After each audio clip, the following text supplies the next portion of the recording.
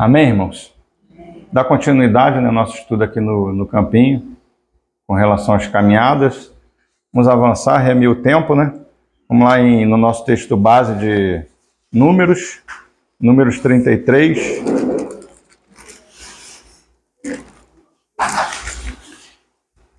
Números 33, 44. Números 33, 44. E fala assim, ó. E partiram de Obote e acamparam-se em Ige-Abarim, no limite de Moabe. Partiram de Obote e acamparam-se em Ige-Abarim, no limite de Moabe.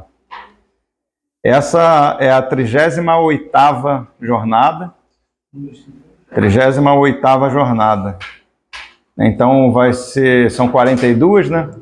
Essa é a 38ª, 39ª, 40ª. Faltam 4 para a gente terminar. E o interessante que a partir daqui, né, o interessante que a partir dessa Ige-Abarim, que são 5, né, vai ter essa e mais 4 para frente só, que fala aqui que eles partiram de Obote, acamparam-se em Ige-Abarim, no limite de Moabe. Então essa terra de Moabe, as campinas de Moabe, né, ele já é ali vai dali, né, onde eles estão aqui, começa ali no deserto e vai até o Jordão, aquela questão a região de Moabe ali. Então essas jornadas agora últimas, elas vão ser entrando nesse território e naquela região ali de Moabe ali, né? E aqui ele já começa a nos dar uma pista, né, que fala que é no limite de Moabe, né? Ou seja, na fronteira de Moabe.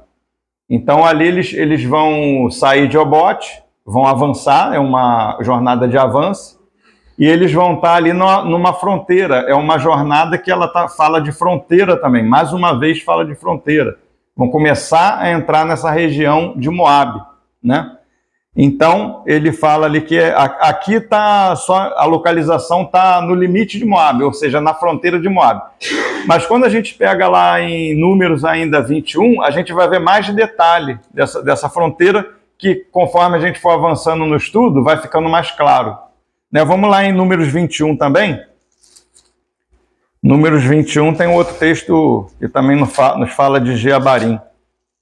Ainda em Números, capítulo 21, versículo 11. Números 21, 11. Fala assim, ó.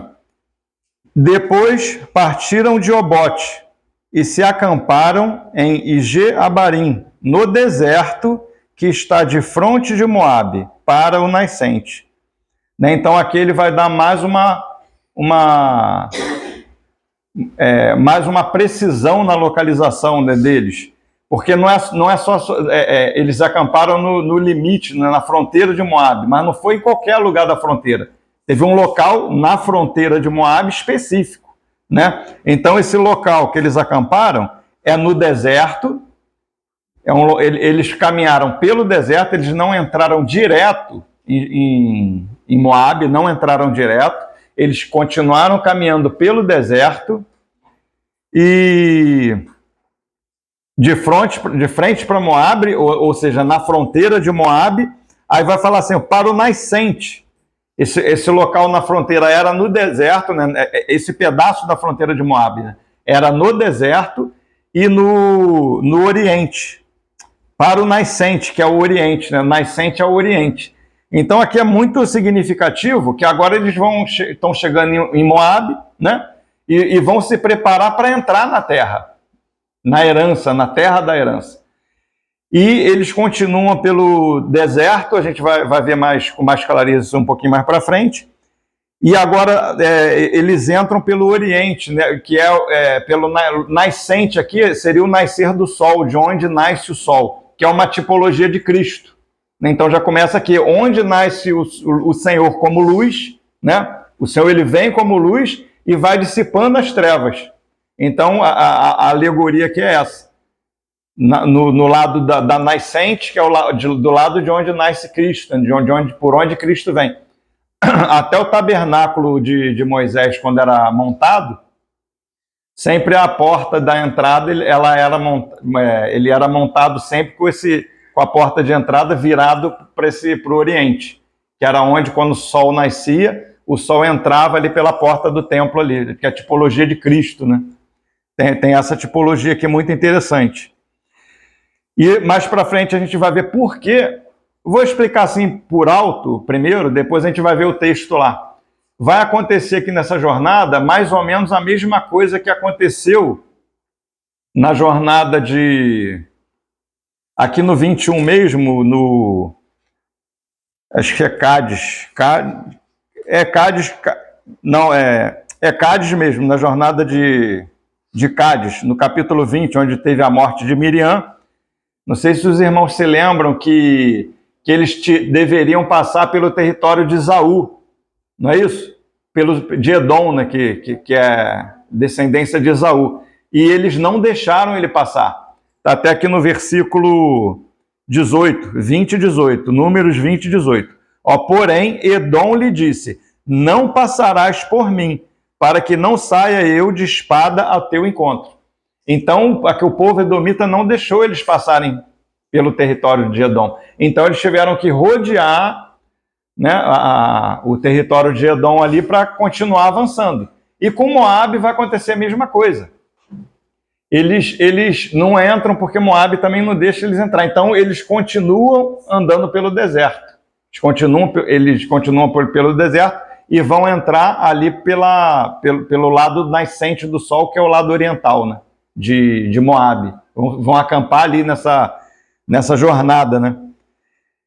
Lembrando os irmãos que essa jornada ela é uma jornada de ancião, né? Uma jornada avançada para liderança, para ancião, para irmão que já tem serviço, já tem liderança. É uma jornada bem avançada. E outro detalhe dessa jornada também é que a gente vai ver também que ela nos fala da ascendência da vida cristã, né? A jornada ela vai falando isso, né? Do nosso crescimento em Cristo, até chegar a ser varão perfeito, né? Cristo formado em nós, individualmente, coletivamente, né? Então, esse processo de crescimento, tanto individual como coletivo, ele pega lá naquela questão da escada de caracol, né, que tinha lá no Templo de Salomão. Não tem lá no tabernáculo, mas quando avança lá para o Templo de Salomão, a gente vê isso lá. Vamos ver lá em Reis, né? Acho que é em Reis, deixa eu ver o que eu acho aqui. Reis, primeira Reis, se eu não me engano.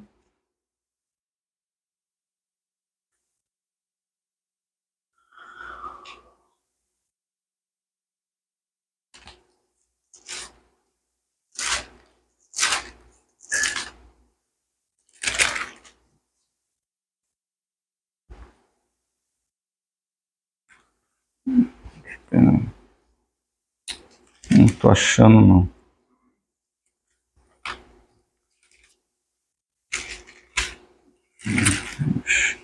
Se algum irmão achar, eu acho que é a primeira Reis, se eu não me lembro.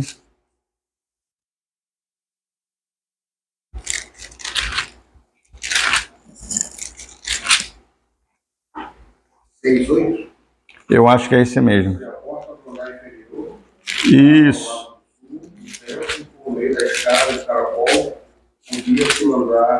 Isso, é isso aí mesmo. É esse texto mesmo. Primeira Reis 6:8. A porta da câmara do meio do andar térreo, então a gente já vê aqui que no Templo de Salomão, não no tabernáculo, mas já tinha andares, né? No andar térreo do lado sul da casa. E por caracóis se subia ao segundo e deixa ao terceiro. E aqui está falando da edificação do templo, né?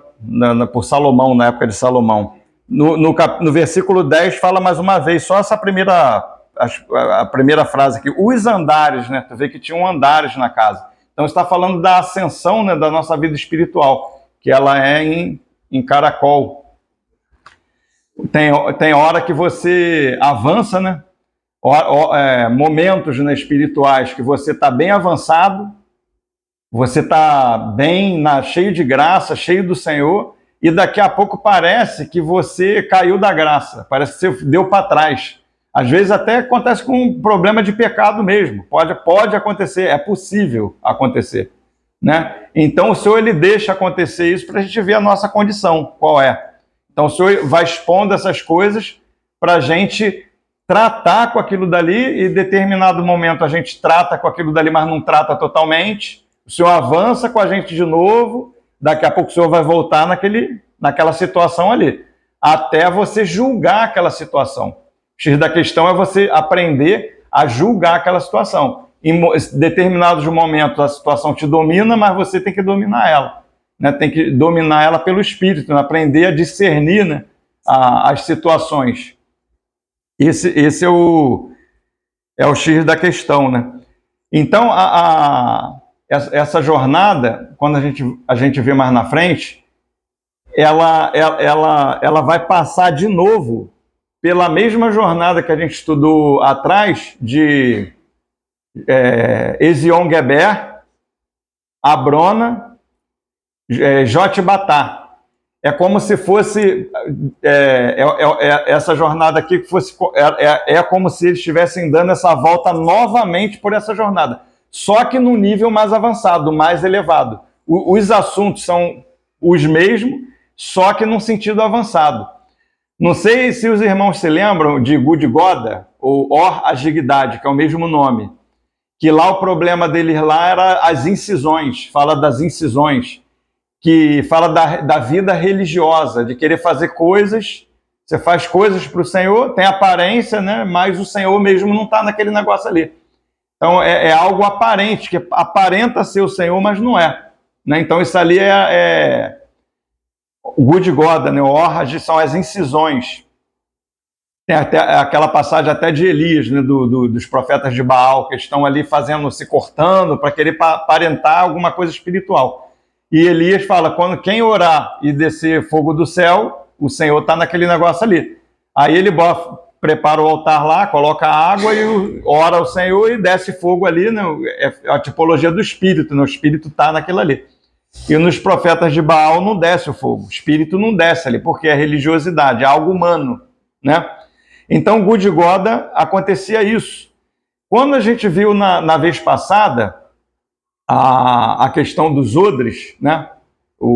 A gente viu que tinha o odres velhos, né? E o odre novo. Não foi isso que a gente estudou? Isso. Obote, né? Essa questão de obote. Então tinha o odre velho e o odre novo. O odre velho, a gente viu que o próprio Senhor lá na parábola dos odres, ele compara o odre velho com essa vida religiosa. É como se o odre velho fosse essa vida religiosa. Está na religiosidade, mas não suporta. O velho homem, né, o homem adâmico, ele não suporta conter Deus, porque Deus ele vai crescendo, a vida ela vai crescendo, vai se expandindo. E o Adão ele não suporta isso, né? A gente só tem crescimento pelo Espírito, né, que é o odre novo. Então a vida espiritual do novo homem ela vem pelo Espírito. É uma vida no Espírito Santo. Essa é a vida do novo homem. Esse é o odre novo, né? Que comporta a vida, a provisão de Deus, né? O que Deus fez por nós. Então a gente vê, né, que esse odre novo é tipo uma tipologia de Gud-Goda, Or-Agigdad. E o odre novo é mais parecido o mesmo assunto com Jotbatá.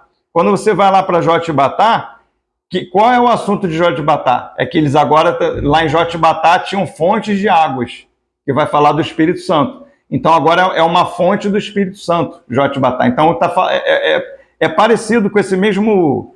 É paralelo, né? Um assunto semelhante, só que esse que a gente está entrando agora, ele vai ser mais avançado que Jotbatá.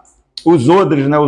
A questão dos odres de Obote é mais avançado que Jotbatá, porque ali está ensinando você a conservar a provisão.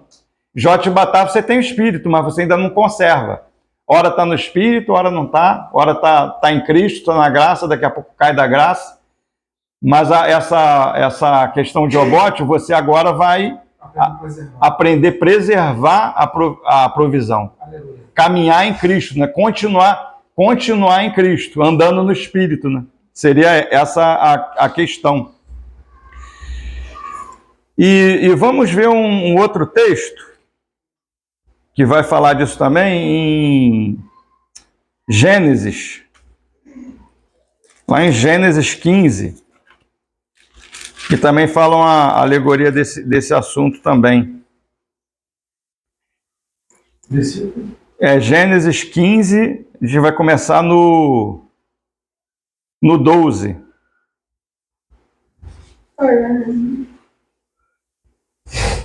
Eu vou ler até o 17. Eu vou ler até nem precisaria ler até o 17, porque talvez algum irmão não entenda o assunto, mas porque eu creio que os irmãos mais antigos devem entender esse assunto um pouquinho melhor. Então, 12 vai falar assim, ó, ao pôr do sol, caiu profundo sono sobre Abraão. Então, esse texto aqui, o Senhor está fazendo uma aliança com Abraão, né? É um texto que o Senhor está fazendo uma aliança com Abraão. Então, aqui, um dos sentidos principais desse texto aqui, da aliança do Senhor com Abraão, que essa aliança é uma aliança unilateral. Porque essa aliança aqui na antiguidade, ela tinha que ser feita pelas duas partes. Né? Então, a gente vai ver aqui que o Senhor vai mandar ele sacrificar animais, partir esses animais em pedaços, dividir esse animal. Né? Então, o animal foi sacrificado, foi morto. E as duas partes que estão fazendo aliança, todos os dois tinham que passar pelo meio do animal. E eles falavam assim, ó, quem não cumprir essa aliança, vai acontecer a mesma coisa que aconteceu com esse animal. Era uma aliança mesmo de morte. Se não cumprir, vai acontecer a mesma coisa que aconteceu com o animal. Só que Abraão, ele não tinha condição nenhuma de fazer aliança com o Senhor. Essa é a tipologia de nós hoje. Nós não temos condição nenhuma de fazer aliança com o Senhor, por conta da nossa condição caída. Então, a princípio, a aliança que o Senhor tem conosco é uma aliança unilateral. Ele fez uma aliança conosco, mas somente ele cumpriu. Logicamente, depois que a aliança, né, da cruz, ele nos inclui também na sua morte e ressurreição, porque a gente não tem condição. Então, o Senhor ele foi para a cruz sozinho, uma aliança unilateral que ele fez, só que ele nos incluiu. Na segunda parte, né, ele nos inclui nessa aliança. Então, aqui é essa alegoria, né, dessa aliança que ele está fazendo com Arão. Então, os dois tinham que passar, mas aqui a gente vai ver o que aconteceu. Né? Ó, ao pôr do sol, caiu profundo sono sobre Abraão. Então, o Senhor fez Abraão dar um sono nele lá, ficou com sono. Ó, e grande pavor e cerradas trevas o acometeram. Então lhe foi dito, sabe com certeza que a tua posteridade será peregrina em terra alheia e será reduzida à escravidão. Será afligida por 400 anos. Mas também eu julgarei a gente a quem tem de sujeitar-se. E depois sairão com grandes riquezas. E tu irás para os teus pais em paz, serás sepultado em ditosa velhice, na quarta geração tornarão para aqui, porque não se encheu ainda a medida da iniquidade dos amorreus. E sucedeu, 17, e sucedeu que, posto o sol, houve densas trevas, e eis que um fogareiro fumegante e uma tocha de fogo que passou entre aqueles dois pedaços. 18. Naquele mesmo dia fez o Senhor a aliança com Abraão, dizendo, a tua descendência dei esta terra, desde o rio do Egito até o grande Eufrates. O Queneu, 19, o Queneu, o Quenezeu, o Cadimoneu, o Eteu, o Ferezeu, os Refaíns, o Amorreu, o Cananeu, o Girgazeu e o Jebuseu. Então a gente vê aqui que era uma questão de graça, né? Eu estou te dando a tu, Abraão, estou te dando, é graça, estou te dando a tu e a tua descendência, estou te dando a terra e estou te dando também em tuas mãos esses inimigos aqui, ó. Queneu, Quenezeu, os refaíns, né? Eu estou te dando nas tuas mãos a vitória. O Senhor que está dando isso aí. É graça, né?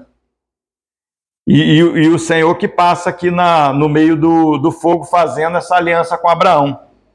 Né? Porque Abraão não tinha condição. É a nossa condição. Não temos condição nenhuma de fazer aliança com o Senhor. Com certeza nós iríamos quebrar a aliança e ser condenado. Então, o Senhor ele fez uma aliança unilateral. Essa é a questão, né? E antes de eu avançar nesse estudo aqui, eu queria falar o significado dessa palavra Igeabarim, também para a gente ficar mais claro para os irmãos. Essa palavra Igeabarim. Tu vê que é uma palavra composta, né? Igeabarim. São duas palavras, né? Essa palavra Ige, ela tem vários significados. Um dos significados dele é o pecado. Ela sempre que aparece na Bíblia, ela está ligada ao pecado, né? A culpa do pecado e a consequência do pecado. Né? Tudo está ligado, é traduzido por isso. Porque para o Senhor, se tem pecado, tem culpa. Se tem culpa, tem uma consequência. Então, esse é o sentido dessa... aí a gente começa a entrar no sentido dessa jornada. Né? Tem pecado, se tem pecado, tem culpa. O Senhor ele não passa a mão na cabeça. E tem uma consequência. E também essa palavra Ege tem o sentido de contemplação, de você contemplar o Senhor aplicando juízo. Porque quando a gente fala que essa palavra Ege, ela fala de pecado, culpa do pecado e consequência, quando a gente fala da consequência do pecado, se tem consequência, tem o juízo. Concordam comigo? Tem consequência, tem o pecado, culpa do pecado e consequência. Se tem consequência, tem um juízo naquela consequência ali. Então, o sentido aqui é que você está contemplando o Senhor aplicando o juízo no pecado, na culpa, por conta que tem uma consequência. Então, o Senhor está aplicando, né, o juízo dele ali. E que tem a ver com o que a gente vai ver nesse texto aqui que a gente acabou de ler. Só que nesse caso aqui, não é o Senhor ele está aplicando o juízo, não é nos israelitas. Ele vai aplicar o juízo nos moabitas, nos inimigos, entendeu? O Senhor ele vai aplicar o juízo no pecado, na culpa e na consequência nos inimigos. Né? Então, por isso que ele fala aqui, ó. A gente se lembra que em Gênesis 12, só lembrando, ainda aqui em Gênesis mesmo 12, versículo 3, o Senhor tinha feito essa promessa para Abraão, né? Ó, Gênesis 12, 3. Abençoarei os que te abençoarem e amaldiçoarei os que te amaldiçoarem. Em ti serão benditas todas as famílias da terra. Então, aqui no capítulo 12, tinha essa promessa aqui de Deus para Abraão, né?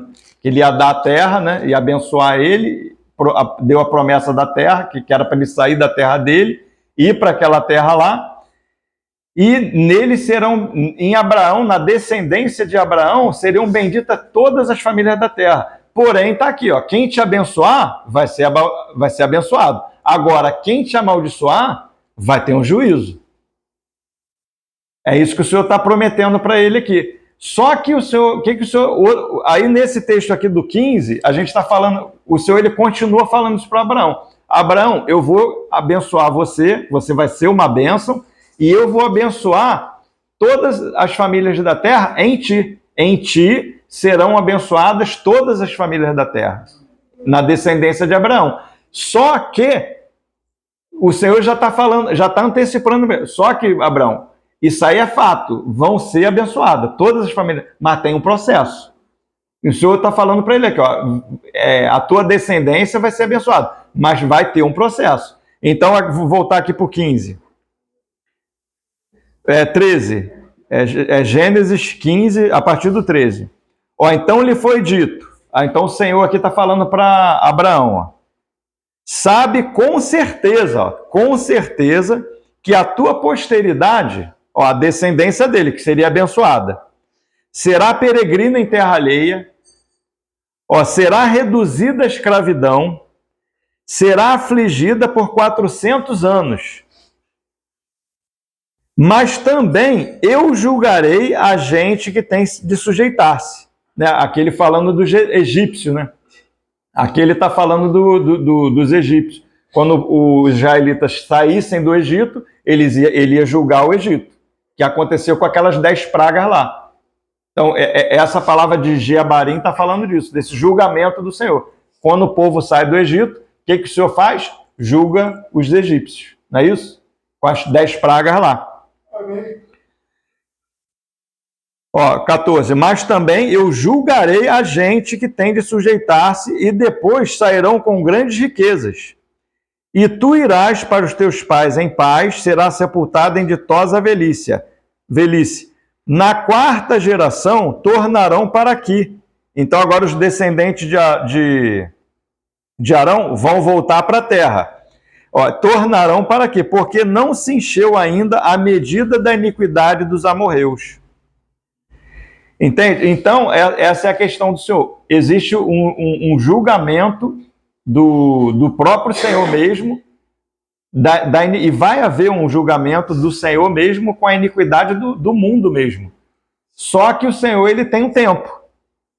E aqui é o que ele está falando, ainda não chegou ainda, né? Ele vai falar com assim, ó, porque não se encheu ainda a medida da iniquidade dos amorreus.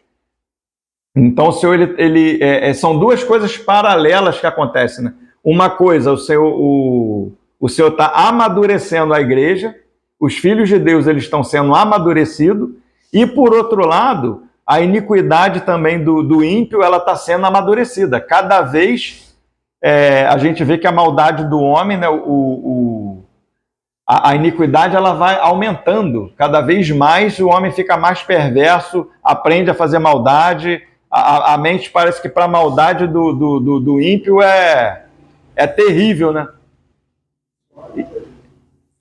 Oi? Então, essa é a questão. Então, a gente vê que o Senhor ele vai aplicar um juízo. Um dia, um determinado dia, o Senhor ele vai aplicar o juízo dele. Mas o Senhor ele faz isso pela igreja. Então, o Senhor também ele não aplica o juízo dele enquanto a igreja ainda está menina. Então, o propósito de Deus é que a igreja ela amadureça para ela julgar. Né? A Escritura fala, tem um texto também que fala que nós um dia vamos julgar os anjos, não é isso? Um dia lá no milênio julgaremos os anjos, não é isso? Mas para o crente julgar os anjos, ele tem que estar amadurecido. Ele não pode ser menino. Né? É a mesma coisa agora que a gente está na faculdade do Senhor. Né? Se a gente está andando em nós mesmos, né? Se a gente está andando na carne, estamos andando no velho homem, as trevas ela sempre vai subjugar a gente. A gente vai sempre ser subjugado pelas trevas. Mas se você está no novo homem, é isso que a gente aprendeu em Obote, não é isso?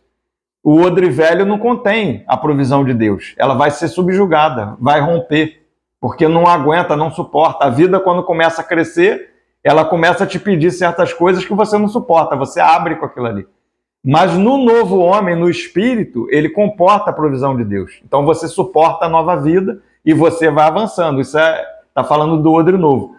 Então é a questão de você aprender a excluir tudo do velho. O Senhor ele não conta com Adão. O Senhor não conta com nada do velho homem. O Senhor está contando com o novo homem, da nova criação. Foi o que o Senhor fez, o que ele mesmo fez. Um novo homem de uma nova criação. As coisas velhas passaram, eis que tudo se fez novo. Então é com esse novo homem da nova criação que o Senhor está contando. Ele não está contando com Adão, né?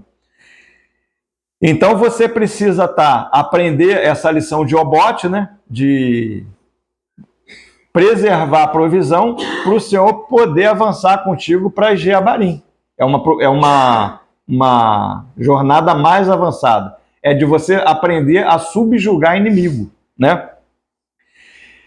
E essa palavra Abarim tem um sentido também, até agora a gente falou da palavra IG, né? Abarim fala das regiões do além. A tradução de Abarim é região do além. Ou assim, para ficar mais claro para a gente, né, seria essas regiões dos ares, que tem principados e potestades nas regiões dos ares, é essa mesma região. Né? Então, a igreja ela tem que aprender essa batalha nos ares, nessa região dos ares. Então a gente vê que quando a igreja, quando os irmãos, que a igreja ela começa a entrar nesse território de Moabe, já começa a ter adversidade, já começa a se levantar adversário. Né? Então já tem oposição, já tem guerra, já tem batalha.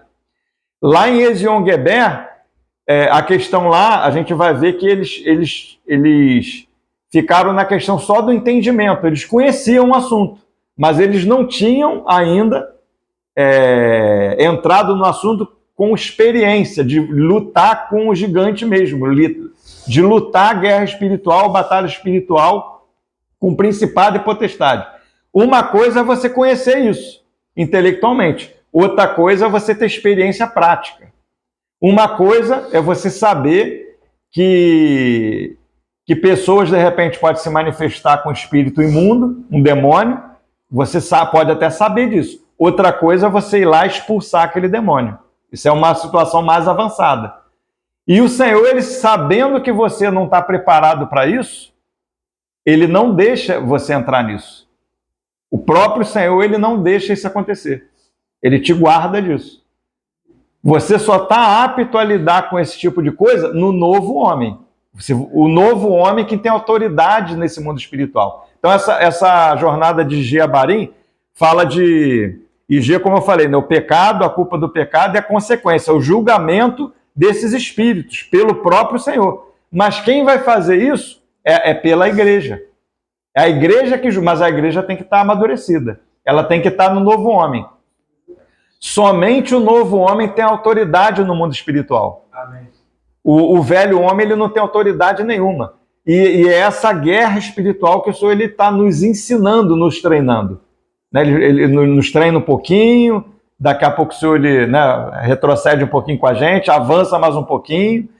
Quando você aprender a manter a provisão, o bote, os odres, aí o Senhor ele começa a te dar autoridade para você entrar nessa esfera. Então agora em Jeabarim, você começa a ter percepção espiritual desses espíritos.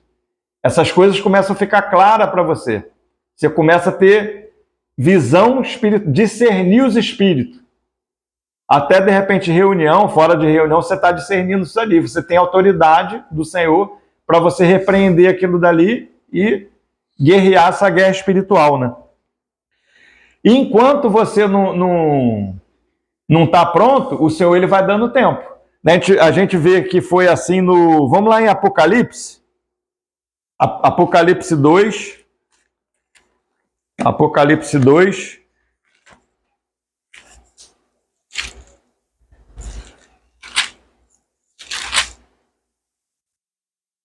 É na igreja de Tiatira, né? Carta de Tiatira. É a questão de Jezabel, né?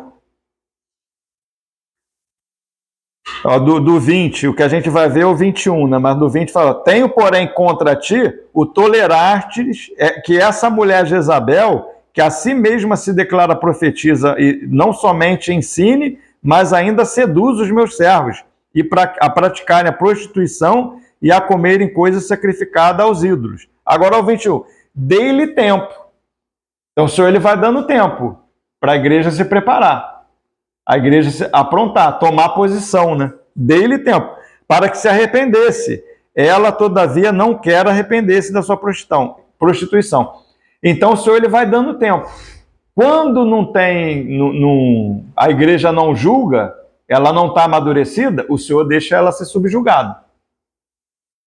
O Senhor vai passar por uma prova ali mais apertada, até aprender a lição, né?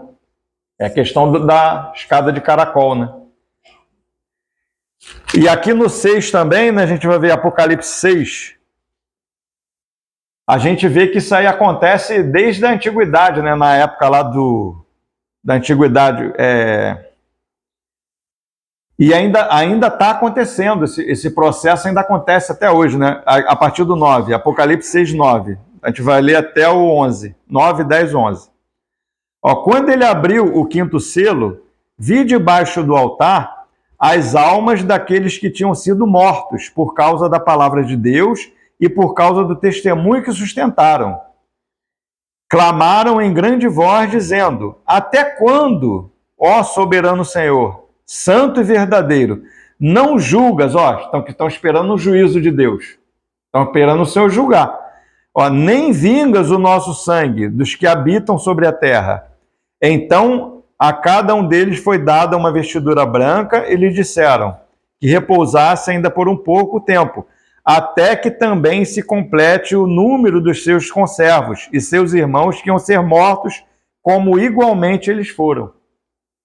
Né? Então, existem pessoas que já passaram pelo martírio, né? Mas pessoas ainda que ainda estão passando. Talvez não aqui no Brasil, mas fora do Brasil, em outros países de perseguição, né?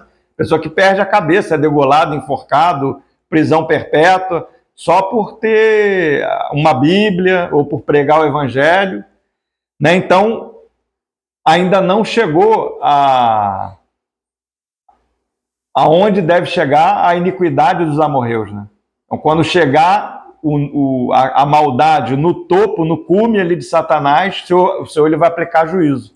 Por enquanto, aqui na terra, o Senhor ele espera que os inimigos do Senhor sejam postos por estrados dos pés dele pela igreja. Né?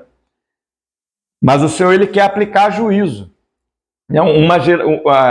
O cristão amadurecido, quando ele amadurece, ele subjuga as trevas. Esse é o propósito de Deus. Mas enquanto você não amadurece, você vai sendo subjugado. E o Senhor ele vai dando esse tempo.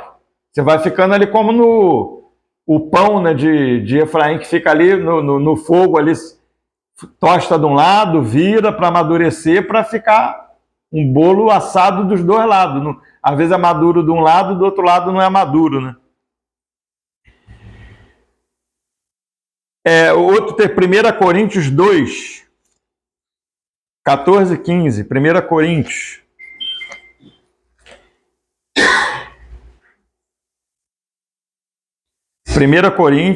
Capítulo 2, versículo 14 e 15. Ora, o homem natural, aqui está falando do homem natural e do homem espiritual. Creio que é um texto bem conhecido dos irmãos, né? E aqui agora, com esse entendimento, a gente vai ver que vai ficar um pouquinho mais claro para a gente, vai ter um pouquinho mais de clareza, né? Ora, o homem natural, ou seja, o que anda na carne, aquele que anda fora do espírito, na sua vida natural, né? Não aceita as coisas do Espírito de Deus, porque eles são loucura, e não pode entendê-las, porque elas se discernem espiritualmente. Porém, o homem espiritual, olha só essa frase, o homem espiritual julga todas as coisas.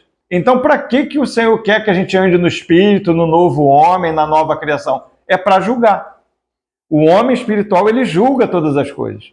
Mas se ele não é espiritual, não tem autoridade espiritual nenhuma sobre as trevas. O homem natural caído, o homem caído não tem autoridade. É o espiritual, aquele que anda no espírito, no novo homem, na nova criação. Esse tem autoridade. Então, por isso que ele está falando. O homem espiritual julga todas as coisas. Ele tem autoridade para isso. Mas ele mesmo não é julgado por ninguém. Porque ele é o novo homem. Não pode ser julgado por ninguém. Está na nova criação. Entende? Ele não pode ser subjugado por principado, potestade, por treva. Não pode ser subjugado. Ele tem discernimento. E ele está no espírito, né? Pois quem conheceu a mente do Senhor que o possa instruir? Nós, porém, temos a mente de Cristo. Né? Então a gente vê aqui que interessante, né? O homem espiritual, ele julga todas as coisas. Porque está apto. Ele está apto. Ele tem autoridade espiritual para isso. Por isso que ele julga todas as coisas. Né? Vamos ver agora Deuteronômio 8. Deuteronômio 8 a partir do... Não, 2 a partir do 8. Deuteronômio. É um texto que a gente já leu, né, algumas vezes. Vamos ler hoje, agora de novo. Deuteronômio 8? 2 a partir do 8. Deuteronômio. A gente já leu esse texto em outras jornadas. Até na Dias Yom Gebé a gente já leu esse texto também. Essa jornada de 40 anos a gente até se perdeu. É muita caminhada. Não, é porque esse texto aqui, como eu falei, é uma escada de caracol. Esse mesmo assunto é como se a gente estivesse passando nessa jornada de Jeabarim, como se estivesse passando por esse mesmo território aqui. A gente vai ver que ele vai tocar em Moabe aqui. E já passaram em Ezion-Geber aqui, agora está em Moabe. E vamos ver aqui a partir do 8, a gente vai ficar mais claro. Amém. 8. Passamos, pois, flanqueando assim nossos irmãos, os filhos de Esaú, que habitavam em Seir. É Deuteronômio 2, capítulo 2, a partir do versículo 8. Então a gente vê que esse versículo 8 aqui está falando aquilo que eu já falei, que os edomitas não deixaram, eles, não foi isso que eu falei aqui no início? Que os edomitas não deixaram ele passar? É a tipologia do mundo contrário. O mundo que, se você quiser pregar o evangelho, viver uma vida reta diante do Senhor, vai ter oposição. Por aqui não vai passar, não. O mundo é contrário. A gente só tem o Senhor por nós, o Espírito e os irmãos. O resto está contra. Está contrário. Não pode passar. Então, aqui nesse 8 vai falar, nesse versículo 8 aqui. Nós passamos flanqueando, tiveram que dar a volta. Tiveram que dar a volta porque não puderam passar por ali.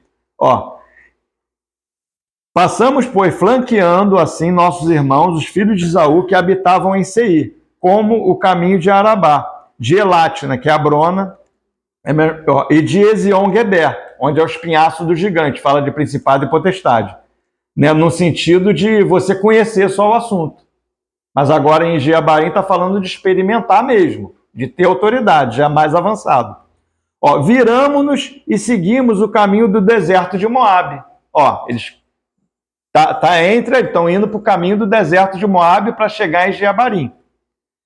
Então o Senhor me disse: não moleste Moabe e não contendas com eles em peleja, porque te não darei possessão à sua terra, pois dei Ar em possessão aos filhos de Ló. Então, a guerra dos israelitas não era contra os moabitas. A gente vai ver mais para frente, em outra jornada, que a verdadeira guerra não era contra os moabitas. A guerra deles era, a gente vai ver aqui a partir do versículo 26, que fala, não sei se na Bíblia de vocês está, a vitória sobre Seom, rei de Asbom. Está isso na Bíblia? Então, a guerra deles vai começar aqui, com Seom, rei de Asbom, e no capítulo 3, com Og, rei de Bazã. Então, aqui vai começar a ter a guerra mesmo, guerra espiritual, batalha espiritual. Então, aqui o Senhor está falando, não moleste Moabe. Essa terra de Moabe eu dei para os descendentes de Ló, que era os moabitas, eram descendentes de Moabe, que era da descendência de Ló. Eu dei para eles. Agora, interessante que vai falar aqui, porque não dei possessão dessa terra. O Senhor não deu essa terra de Moabe, o Senhor não queria que eles ficassem ali. Porque era uma terra, eles vinham pelo deserto. Quando eles chegavam nessa fronteira de Moabe, já tinha vegetação, ali já começava a ter vegetação, já tinha muita coisa, fartura, já começava a ter fartura ali. Era um local bom, agradável. Mas Moabe não deixa, eles não têm permissão de passar por ali. Então, por isso que eles vão, a gente leu lá em 21:11, Números 21:11, que eles vão pelo deserto, aí ficam ali do lado do nascente do sol, do lado oriental, porque eles não têm permissão de entrar na terra. A gente vai ver aqui no Deuteronômio 2, no versículo 30, vamos ver o 30. Mas Seom, rei de Asbom, não nos quis deixar passar por sua terra, porquanto o Senhor teu Deus endureceu o seu espírito e fizera obstinado o seu coração para todar nas mãos, como hoje se vê. Então, eles também não tiveram autorização de entrar por ali. Por isso que eles vieram também flanqueando Moabe ali, pelo deserto. Eles não entraram pela terra. O interessante aqui é que o Senhor fala, essa terra eu não dei para vocês. Mas se vocês quiserem ler depois, para a gente não se estender muito, em Números mesmo, capítulo 32, vai estar Ruben, a tribo de Ruben, e se eu não me engano, vamos ver lá, Números 32. Para mim não falar... 32:1, Números 32:1. Ó, os filhos de Ruben e os filhos de Gade, então foram os filhos de Ruben e os filhos de Gade, tinham gado em muitíssima quantidade e viram a terra de Jazer e a terra de Gileade. Eis que o lugar era lugar de gado. Só aí, então a gente vê que essa terra aqui era uma terra boa para criar gado, era uma terra fértil. E eles vão pedir possessão para eles habitarem lá, pedir para Moisés. E Moisés deixa, o Senhor ele dá permissão. Agora Deus ele está falando aqui em Deuteronômio 2, olha, não é isso que eu tenho para vocês. Ficar às margens, o Senhor quer nos dar Cristo.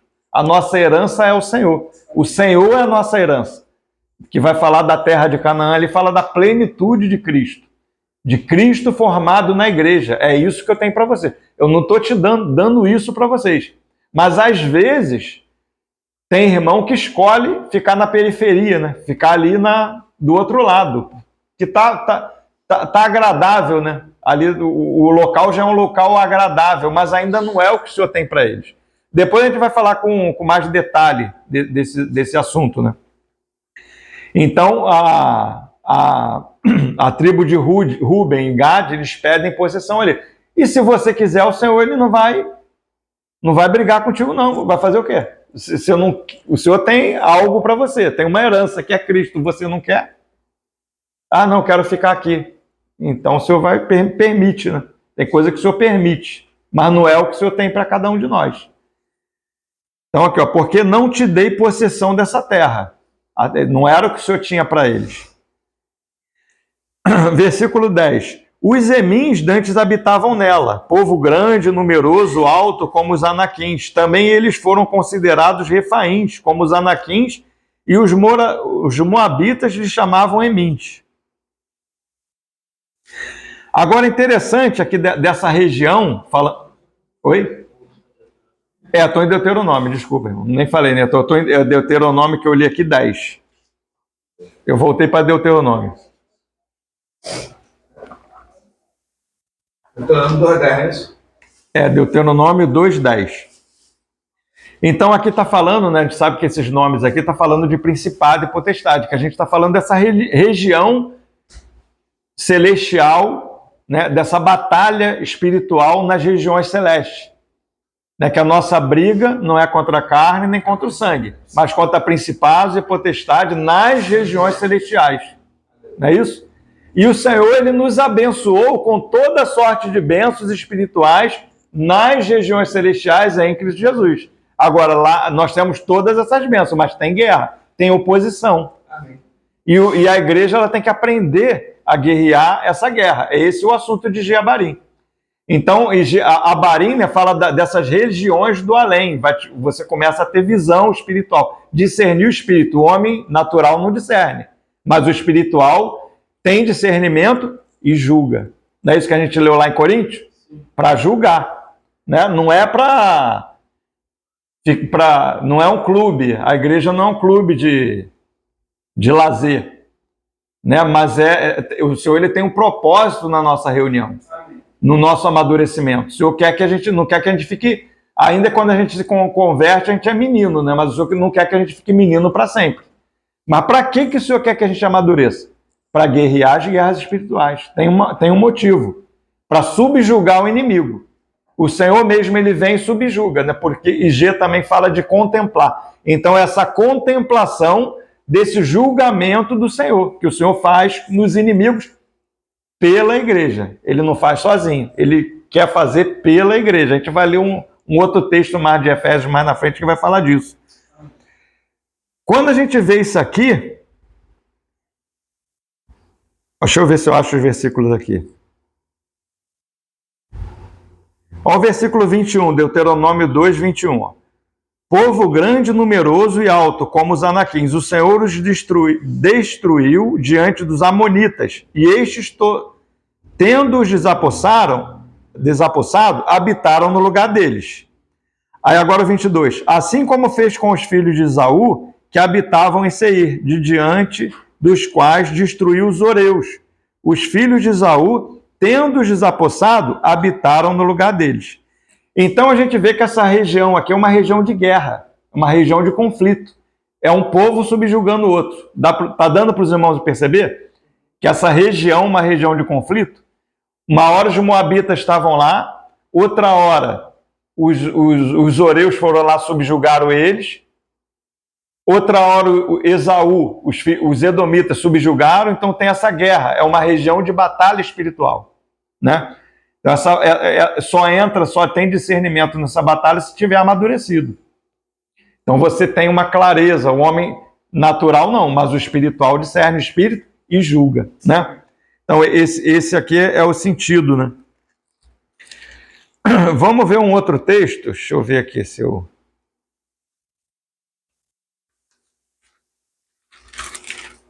Já estou acabando já, tá, irmãos? Lucas 11. Lucas 11, a partir do 28.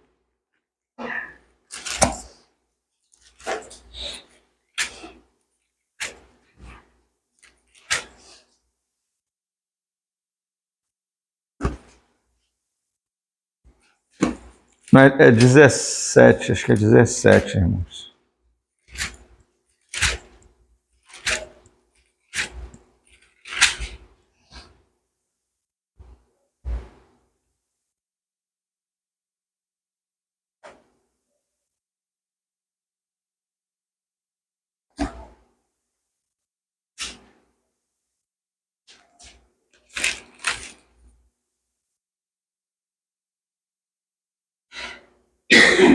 Não, é o 14, irmão. É Lucas 14, desculpa. Não é nem o 11, nem o 17, é 14. Lucas 14, a gente vai ler a partir do 28. Lucas 14? É Lucas 14, não é o 11 nem o 17, é o 14. A partir do 28. Pois qual de vós, pretendendo construir uma torre, a edificação aqui, está falando da edificação da igreja. A igreja ela vai ser edificada. Qual de vós, querendo construir uma torre, ou seja, edificar a igreja, não se assenta primeiro para calcular a despesa e verificar se tem os meios para concluir, para não suceder que, tendo lançado os alicerces e não a podendo acabar, todos os que virem zombem dele, dizendo: este homem começou a construir e não pôde acabar.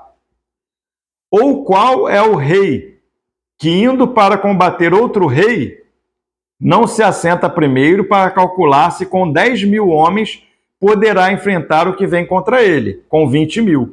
Caso contrário, estando outro ainda longe, envia-lhe uma embaixada, pedindo condições de paz. Assim, pois, todo aquele que dentre vós não renuncia tudo quanto tem, não pode ser meu discípulo.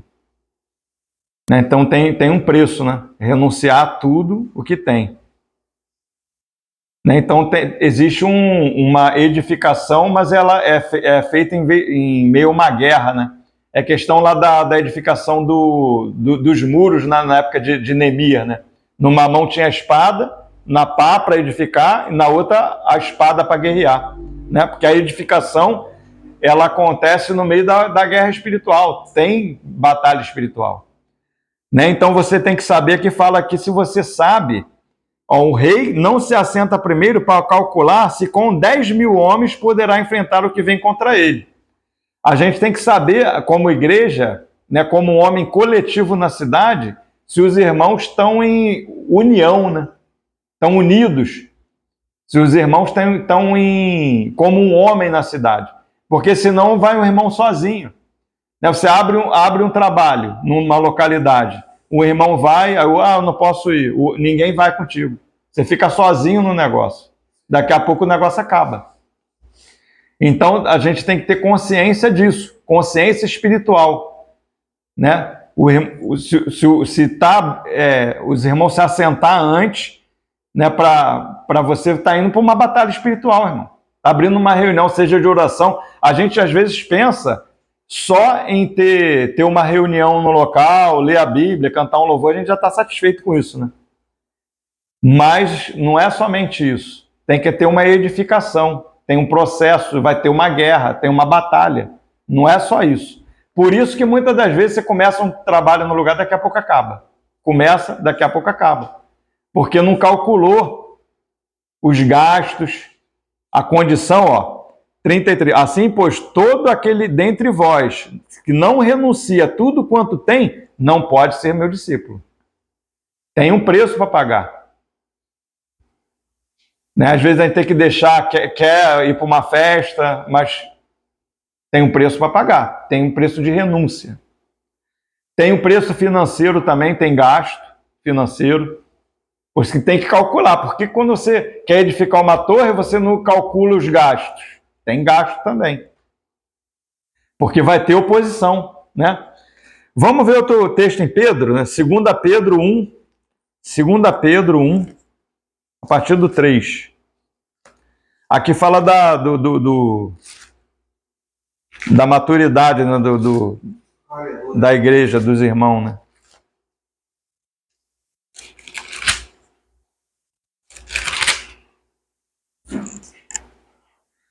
Ó, a partir do 3, 1 Pedro. Não, é 2 Pedro, irmão. Desculpa, 2 Pedro 1, a partir do 3.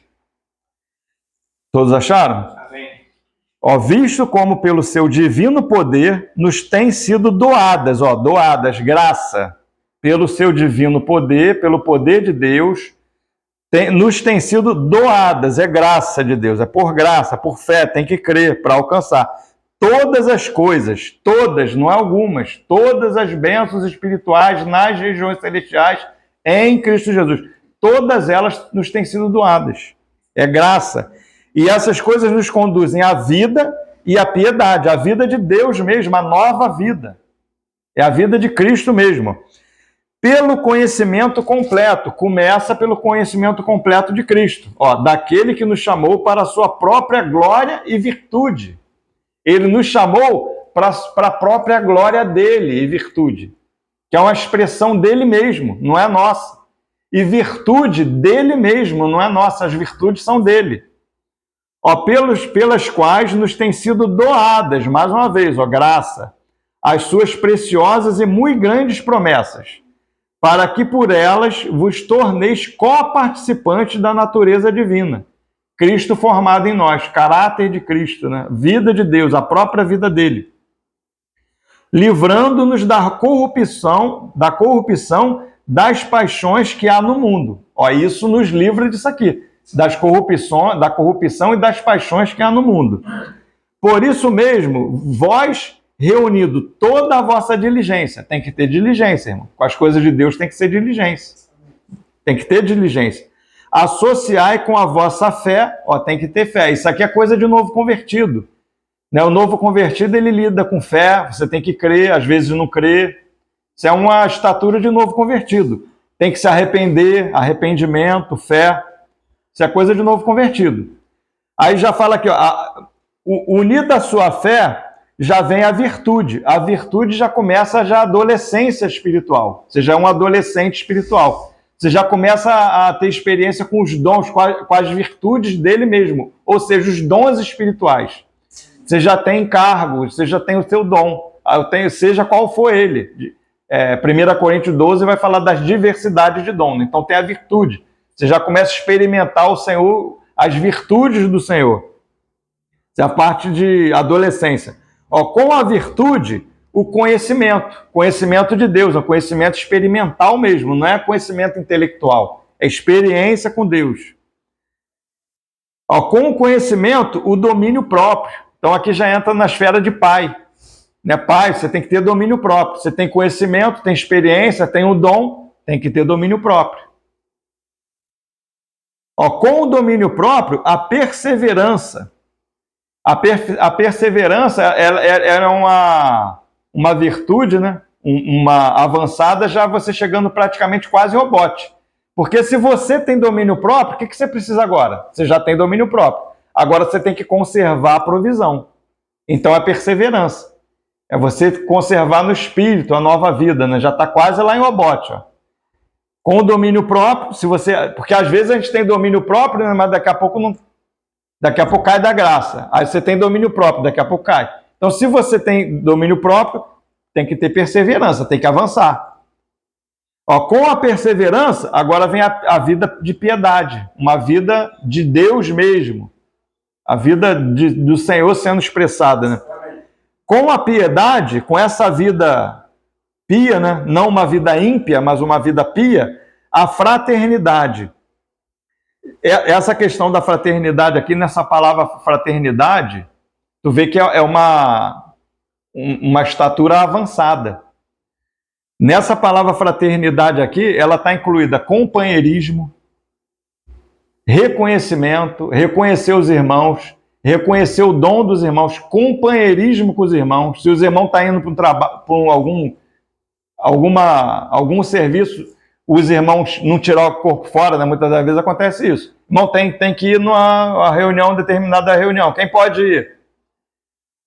Parece até aquela brincadeira, né? Que ó, quem quer ir, dá um passo para frente. Aí o irmão fica parado lá, todo mundo dá um passo para trás, né?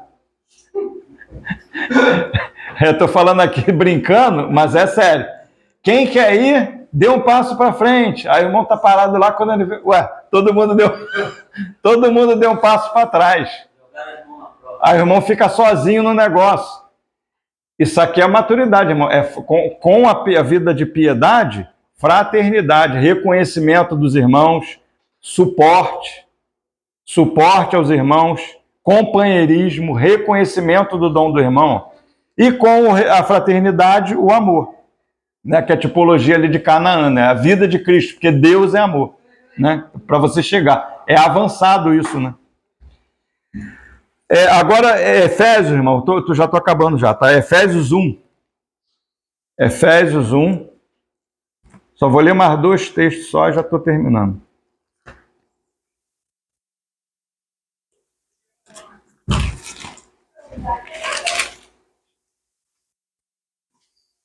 Do 15 em diante. Efésios 1, do 15 em diante. Todos acharam? Amém. Ó, por isso, também eu, tendo ouvido a fé que há entre vós no Senhor Jesus, está ouvindo da fé, é algo de novo convertido, né? Eu estou ouvindo a fé, Paulo está falando aqui, ó, tenho escutado da fé que há em vós, no Senhor Jesus, e o amor para com todos os santos. Não cesso de dar graça por vós, fazendo menção de vós nas minhas orações. Ó, a oração aqui, intercessão. Isso aqui também cabe na fraternidade lá. Companheirismo, ombro, suporte, oração. Às vezes você começa um trabalho, seja de oração, quem é o irmão que está orando para aquele serviço ali? Se abriu uma porta em determinado lugar, os irmãos têm orado por aquela porta? Têm batalhado em oração pelaquela porta que se abriu? Tem oração pelo ministério dos irmãos. Né? O irmão tem um serviço, seja de apacentamento, de evangelismo, de ensino da palavra, o ensino para criança, ministério com criança, suporte em oração. Né? Então Paulo está falando aqui, ó, não cesso de dar graça por vós, fazendo menção de vós nas minhas orações. Ó, a fraternidade aqui, o companheirismo. Para que o Deus de nosso Senhor, Jesus Cristo, e o Pai da glória, vos conceda espírito de sabedoria e de revelação no pleno conhecimento dele mesmo. Iluminados os olhos do vosso entendimento, olha aqui a contemplação aqui, Giabarinha, contemplando o juízo de Deus. Ó, iluminados os olhos do vosso coração, para saberes qual a esperança do seu chamamento, qual a riqueza da glória da sua herança nos santos. Né? Então a gente tem que entender qual é o nosso chamamento. Ainda que, às vezes, a gente fica na esfera, né, do nosso chamamento, do nosso dom.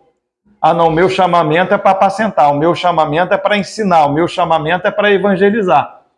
Mas eu queria trazer para os irmãos aqui esse chamamento além do seu dom, que é um chamamento com o seu dom para você lutar essas guerras espirituais. Você batalhar as guerras do Senhor, né? Discernindo os espíritos. Né? Isso aqui é o avanço. Ter discernimento, os olhos do coração, do entendimento iluminado para entender esse teu chamamento. Qual a riqueza da glória da herança nos santos? 19.